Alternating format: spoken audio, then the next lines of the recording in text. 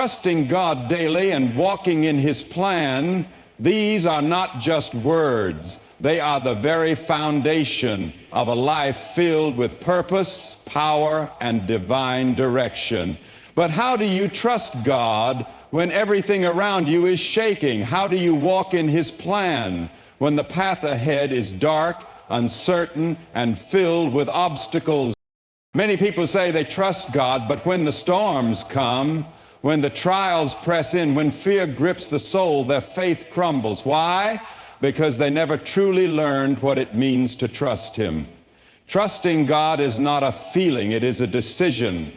It is waking up every morning and saying, Lord, I don't know what today holds, but I know You hold it. It is standing firm when everything inside you wants to run.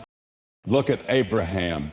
God called him to leave everything he knew, his home, his family, his security, no map, no plan, just a voice saying, go to the land I will show you. Can you imagine the fear, the questions? Lord, where am I going? What if I fail? What if I lose everything? But Abraham trusted. And because he trusted, he became the father of many nations. What if he had hesitated? What if he had said, God, I need more details before I obey? He would have missed his destiny. Many of you are standing at a crossroads. God is telling you to step out in faith, but you are waiting for a sign, for proof, for certainty. My friend, faith is not built on certainty. It is built on trust. And trust means stepping before you see the ground beneath your feet. Peter walked on water because he trusted. The moment he doubted, he sank. How many of you are sinking today because you have let fear overpower faith? The enemy will whisper, what if God doesn't come through? What if you fall? What if He lets you down? But I ask you, when has God ever failed His people? Did He fail Daniel in the lion's den? Did He fail the Israelites at the Red Sea? Did He fail the 3 Hebrew boys in the fiery furnace? No! And He will not fail you. But He requires one thing: trust. Walking in His plan means surrendering your own. It means laying down your desires, your dreams, your control, and saying, God, not my will, but Yours be done. Jesus Himself prayed this in the garden before going to the cross. The weight of the world was upon Him, agony in His soul. Yet He said, Father, if it be possible, let this cup pass from me. But nevertheless, not my will, but Yours be done. If the Son of God had to surrender, how much more should we? Many people say, I want God's will for my life. But the moment it requires sacrifice, they hesitate. The moment it demands obedience without understanding, they pull back. But obedience is the key to walking in His plan. When God told Joshua to march around Jericho, it made no sense. Marching does not bring down walls, but obedience does. And when Joshua obeyed, the walls fell. Some of you have walls in your life that will only come down when you fully obey God. Trust is tested in the waiting. Some of you have been praying for years and you feel like God is silent. But hear this, God's silence is not His absence. When Lazarus was sick, his sisters sent for Jesus, but Jesus delayed. Why? Because He had a greater plan. They wanted healing. He planned resurrection. And when He arrived, though Lazarus was already in the grave, He spoke, and the dead man walked out alive. Sometimes what looks like a delay is God setting you up for something greater. Trust Him in the waiting. The enemy wants you to believe that God has forgotten you, that He has abandoned you, that your prayers are unheard. But I tell you, God is working even when you cannot see it. Joseph was thrown into a pit, sold into slavery, falsely accused, imprisoned. Year after year, it seemed like everything was going wrong. But in one moment, God lifted him from the prison to the palace. What if Joseph had given up? What if he had stopped trusting? God's plan for your life is greater than anything you could ever imagine. But it requires trust. It requires faith, it requires obedience, and it requires surrender. You cannot walk in his plan while still holding on to your own. You cannot trust him while still leaning on your own understanding. The Bible says, trust in the Lord with all your heart, and lean not on your own understanding. In all your ways submit to him, and he will make your path straight. So today, make the decision. Trust him when you don't see a way. Trust him when the storms rage. Trust him when the path is unclear. Trust him when fear whispers lies. Because when you do, you will walk in his divine plan, and you will see his glory revealed in ways you never imagined. And when you look back, you will say, it was worth it. Trusting God is not based on emotions or how we feel in the moment. It is a deliberate choice, a conscious decision to believe in his promises even when everything around us seems uncertain. Too often people think trust is something that just happens when things are going well, but real trust is forged in the fire of uncertainty, in the moments when we cannot see the way forward. Look at Abraham. He was a man living in comfort, surrounded by familiarity, with no logical reason to leave everything behind. Yet God called him and told him to go to a land that he would show him. There was no map, no clear destination, no step-by-step plan, just a command, go. Can you imagine the questions that must have filled his mind? Where am I going? What if I fail? What if I make a mistake? But despite all the unknowns, Abraham obeyed. He trusted. He stepped forward without knowing where the road would lead. This is where many people struggle. They want to trust God, but they also want guarantees. They want to see the entire picture before they take the first step. But that is not how faith works. Faith is stepping forward when the path is still unclear. It is believing in God's direction even when you don't understand where he is leading you. Abraham did not have all the answers, but he knew the one who was calling him. He understood that God's voice was greater than his doubts, that divine direction was more secure than human logic. Many people hesitate to follow God fully because they are waiting for a feeling of certainty. But feelings are unreliable. They shift and change with circumstances. One day you feel strong in faith, the next you feel weak. One moment you believe God is with you, the next fear creeps in. But trust is not a feeling, it is a choice. It is waking up every morning and saying, God, I don't know what today holds, but I trust you. Abraham's story shows that when we choose to trust, even when we don't see the full plan, God will always be faithful. He will guide, provide, and fulfill his promises.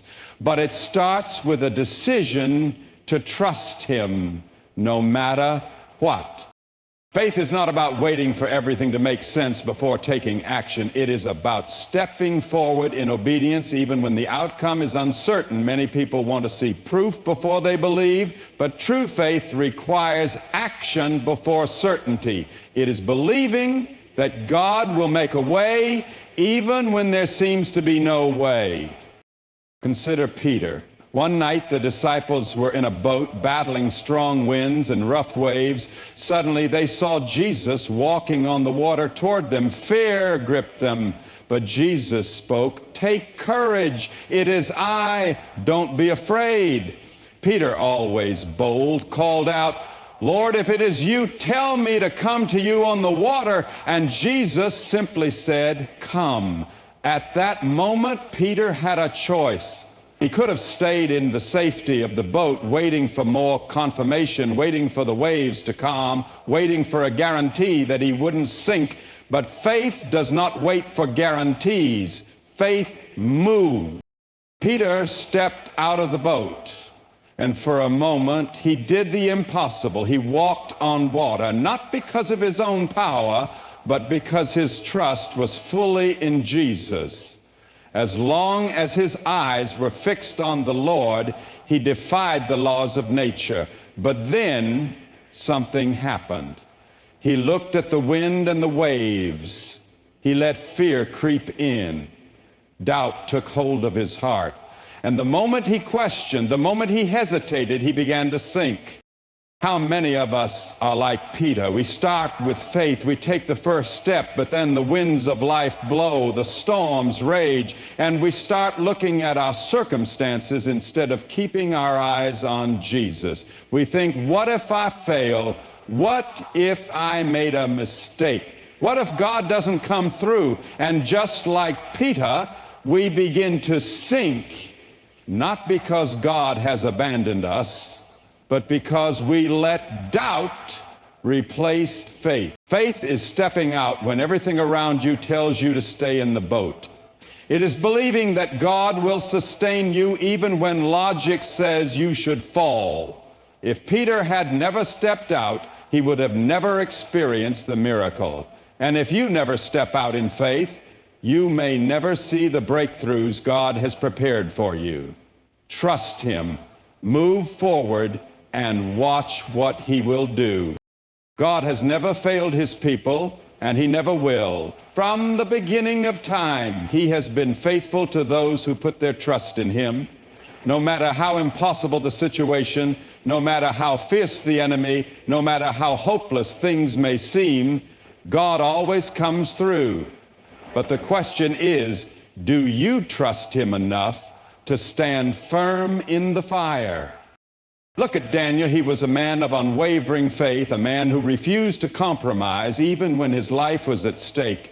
When a law was passed forbidding prayer to anyone but the king, Daniel did not hesitate. He continued to pray to the one true God, knowing full well that it would cost him everything. And what happened? He was thrown into a den of hungry lions. Imagine the terror, darkness all around, the sound of growling, the feeling of death closing in. But Daniel did not fear because he knew his God. And in that moment, when all seemed lost, God shut the mouths of the lions.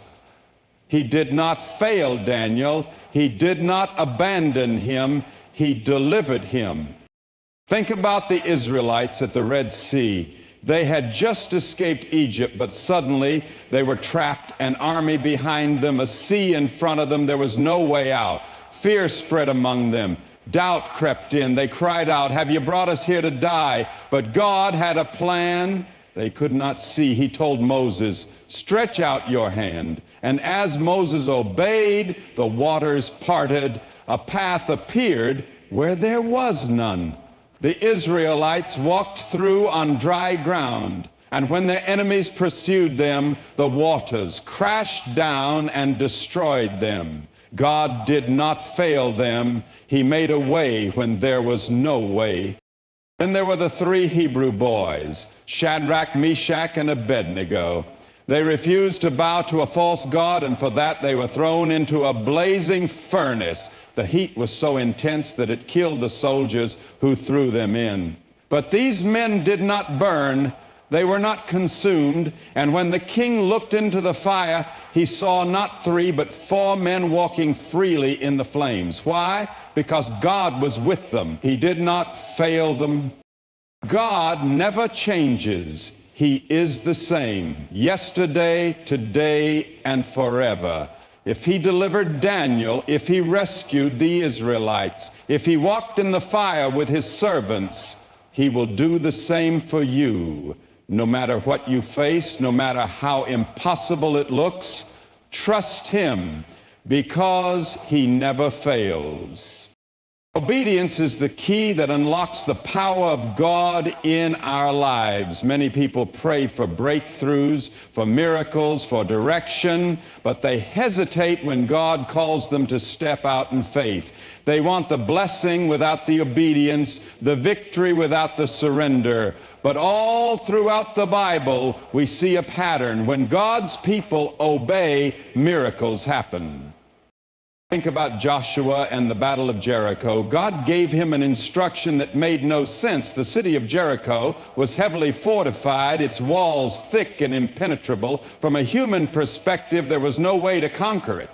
But God did not tell Joshua to use weapons or strategies of war.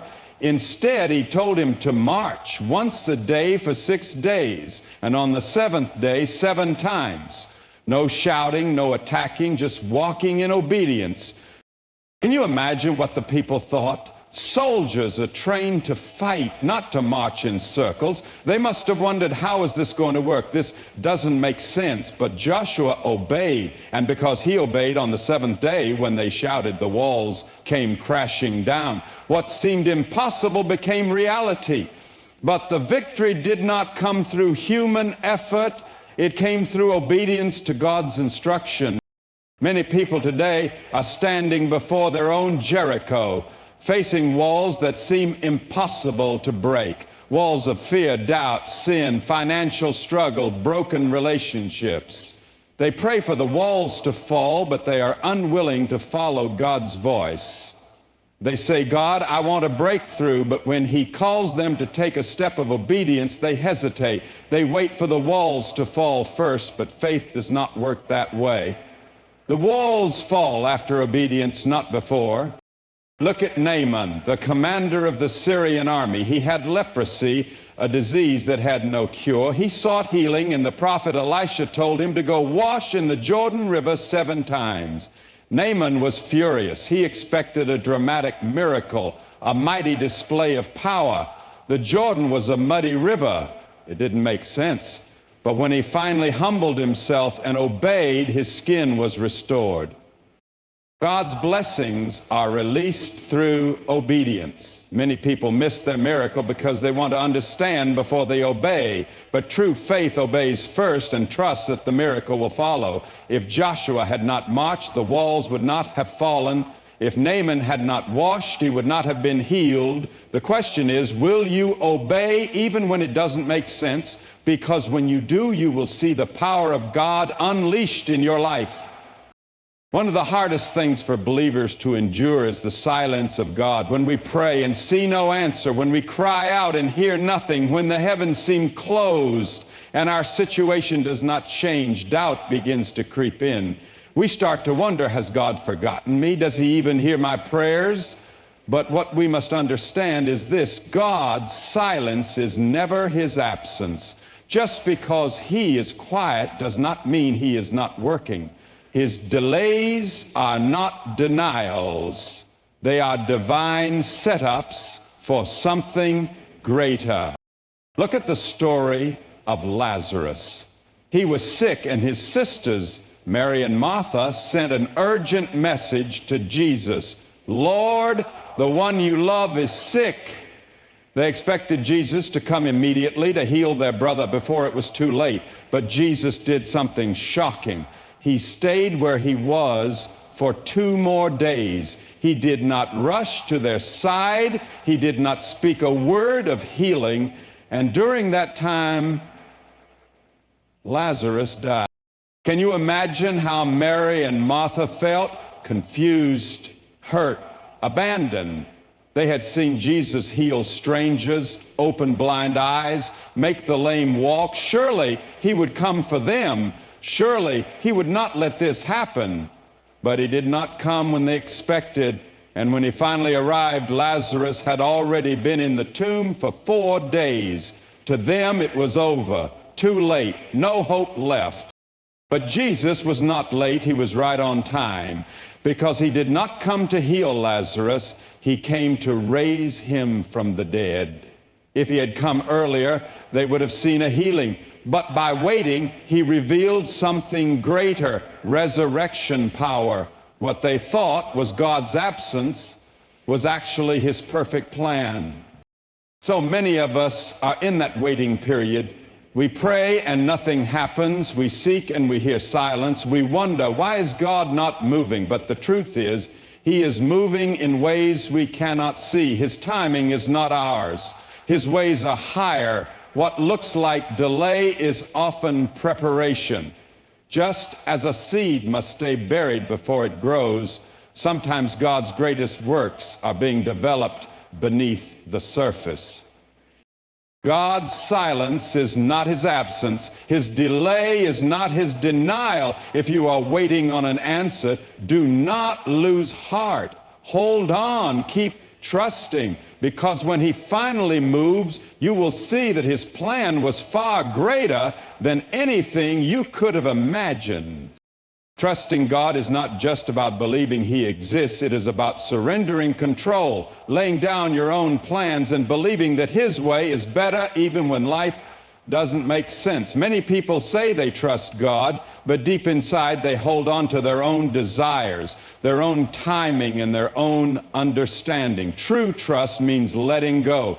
It means saying, God, even when I don't understand, even when things don't go my way, I will still follow you.